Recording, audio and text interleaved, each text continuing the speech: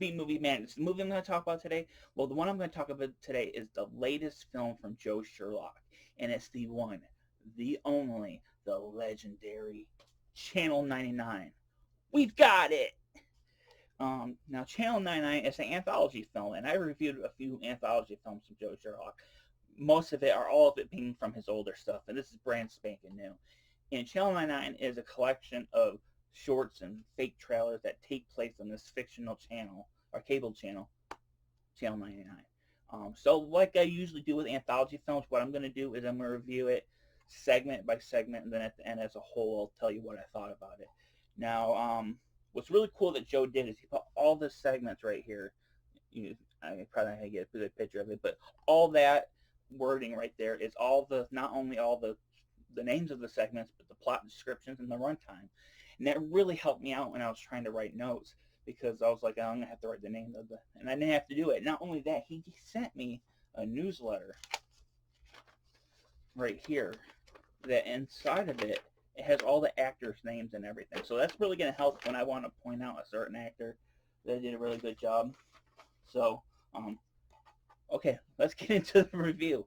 Channel 99. The first story in here is Twisted Fates, which is about a sexy housekeeper or house sitter that gets more than she bargained for after watching a horror movie. Now, what's really cool about this one is it actually features one of Joe's movies, which is Twisted Fates. It has the character watching it.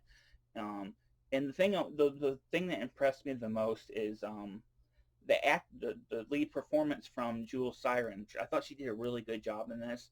Yeah, she does get naked, so she's really good at that too. But I thought she did a really good job acting and being, generally scared and freaked out and all that. Also wanted to point out it was photographed by Joe himself, and it looks amazing. I thought particularly the blues and their beds, it kind of remind me of Suspiria. It looked fantastic. So between that and her lead performance and the lead performance by Jewel Siren, I thought it was a really fun story. It has a very Talisman Cryptian ending, and you can see the ending probably coming a mile away, but it's still a really cool ending to it. The next one is Scratch, and this one is a good old-fashioned werewolf story about a small neighborhood that is terrorized by bloody killings. Now, while the first one had a lot of nudity, the first segment, it didn't have any gore. This one delivers the gore. And I thought both the gore effects and the werewolf makeup was actually really well done. The werewolf makeup is very simple and to the point, but it still looks pretty cool for a micro-budgeted movie. I thought it was really well done. And also, the lead performance was by Joseph Vogley, who directed Specimen 6, which I reviewed a month back.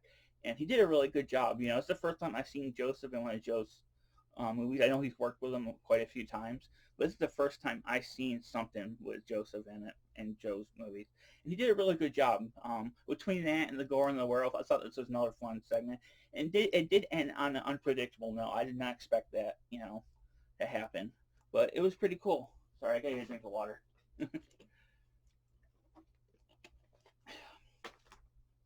The next one is Escape from April, and this is a trailer, a fake trailer for a movie about a busty babe who crashes on a planet ruled by apes and must escape. So it's like Planet of the Apes with a busty babe. And I don't know about anyone else out there, but that sounds fucking amazing. If this was a real movie, if he made this into a real movie, I would watch it in a heartbeat. I know Mark Polonia has some ape movies out there that David Sterling produced, but I haven't seen any of them yet. So let me know if they're anything like this trailer. I will definitely watch it. The next segment is Housewarming, and this is about friends help a new homeowner celebrate with something sinister is lurking. What's really cool about this one is it starts off with not one, but two, but three nightmare sequences. And the special effects in that is really well done. There's some aliens. The masks are really cool. There's a body that's ripped in half in the bathtub. The effects for that was really cool. So it got me from the very beginning, and it ends up turning into a fairly entertaining little story. The lead performance from Stephanie Marie, I thought she did a really good job, and I also really liked the guy, actor who played McTavish. I thought his character, a nerdy guy with a VHS camera, I thought he was really likable. And there is some couple cool kills. There's a nice aftermath decapitation, some throat cuttings. It's really well done. So overall, it was a fun 15-minute little short, and I enjoyed it. The next one's A Day in the Park, which is a 5-minute short about a nice day, sexy hitchhikers, and zombies. Really, do I need to say more? Sexy hitchhikers or hikers, not hitchhikers, sexy hikers and zombies. You got everything you need right there. You got some babes. You got some awesome gut munching. It's a really simple to the point 5-minute short, but it delivers uh, the gut munching. So if you really just want to watch a 5-minute short with some intestines being eaten and some sexy babes running from zombies, right here. The one after that is Dinner with Mr. Birch. Now, before I get into what this one's about, the character of Mr. Birch is played by Dale Wilson, who was one of Joe Sherlock's regulars, but he was also in the housewarming segment. I didn't mention that because I was waiting until that talk about this one. But this one's about a weirdo, Mr. Birch, who invites a mysterious woman over for dinner, and things get weirder. Now, this one has one of the most disgusting things I've ever seen on camera, and that is a man eating a jar of mayonnaise. I absolutely hate mayonnaise. Just the sight of it just makes me sick. Now you can tell it's not actually mayonnaise; it's like pudding or whipped cream or whatever.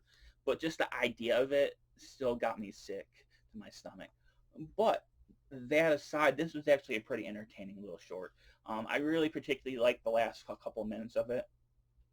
It's only about 8 minutes, so the last couple of minutes, the ending I was not expecting, and it was a cool little finish. And I thought the effects, as low or as probably what they look low rent to most people, I thought they were pretty cool for the budget, especially well, I don't want to give heavy spoilers until the last segment, but it was really well done for its budget, and it was an entertaining little story. The next one is a trailer for Dark Knight and Invader 12. Mr. Birch appears in this one as well. And this one's about aliens crash land near homes where crazy parties are going on. It contains hot tubs and nudity. Aliens, hot tubs, and nudity. That's all you really need for a minute and 37 seconds. That's all you're going to get. And guess what? Like I said, that's all you need. It's really a lot of fun. It was a fun trailer. The next one is Greg. And this one had John Bowker himself playing a mild-mannered man who meets his new neighbor, who is not all she seems. I love John Bowker. He's one of um, Joe Sherlock's regulars. And this was an entertaining little 5-minute short. I thought the best part was the ending where he reuses the corpse prop that he used in Drifter, and I think he used it before that, but I haven't seen the stuff before Drifter. It's a really cool looking corpse prop, and he does. And it's I can don't blame him for reusing it because it's really well done. And this was a fun little segment, especially the ending. And John Bowker does his usual great job. Private Livestream is about a blonde cam girl who arrives at a hotel and prepares for a very special performance. This one I'm going to have to get spoilers about. First of all, I thought the lead performance from Corey Burkhart, she did a fantastic job.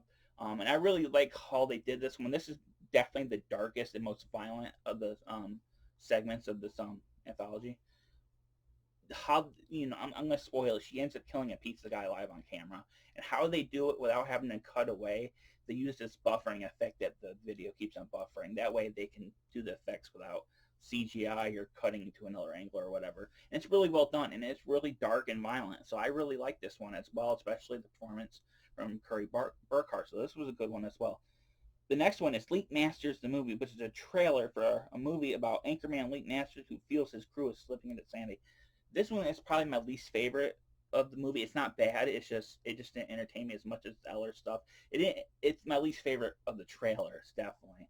But it's still, it was fun seeing Rob Miracle, etc. It was still a fun little short. It's just the weakest of the movie. Last but definitely not least is Pickman's Model. This is about an eccentric artist who specializes in gruesome paintings, and his latest masterpiece may be his most deadly. Ooh, hell yeah. This is definitely 100% my favorite of the movie. I'm going to end up going into spoilers for this, but I will say Joe Sherlock's performance in this, he plays the artist, Pigman. He did a really good job. I also saw Stephanie Marie and I believe Emmeline, the two other actresses there in it. They did a really good job too, but Joe was really good as the eccentric artist. But the spoiler part of it is the creature that you see at the end of the movie. I thought the special effects work for the creature for a micro budget movie was really well done. It was a really cool looking creature. It reminded me of something you see out maybe like Tales from the Dark Side back in the 80s. It was really cool, and it's a great ending. I will say is definitely my favorite of the movie, but it's also it's going to become one of my favorite anthology shorts because I thought it nailed everything that I wanted. You got nudity, you got a monster, you got some little bit of blood. It was a really cool story. So that's definitely my favorite of the entire anthology. Um, I do want to point out the score. Joe did the score for Twisted Twist Face. I thought the score for that was fantastic. My favorite score was the one that Steve Sessions did for Pikmin's Model, which with additional music from Joe and Connor Sherlock. I thought that score was fantastic. That really helped, you know, it made that short even better than it was. So I got to give props to Steve Sessions, Connor, and Joe Sherlock for the fantastic work they did with the music. But do I recommend this one? I do recommend this one. If you're a fan of anthology films, then you got to see this. It's like a greatest hits collection of all the B movie insanity that you need in your life. It is so much fun. Um, it has everything for everybody. You like aliens, you got zombies, you got gut munching, you got boobs galore, you got monsters. It has the three B's. It has boobs, bloods, and beasts. And that's all you need in life. So yes, I definitely, if you're a fan of Joe's work and you haven't seen this yet, I highly, highly recommend this.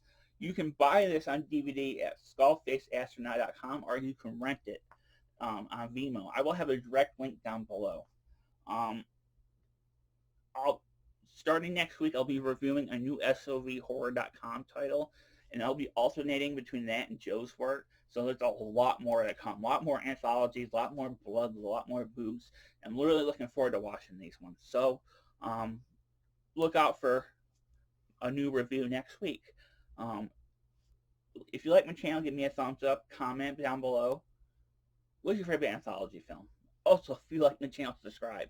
I also have a B Movie Madness merch store with t-shirts, coffee cups, etc. A link down below. There'll be a link down below for that. But that's it for now. I'm Jonathan Knights, B Movie Madness. Thanks for watching.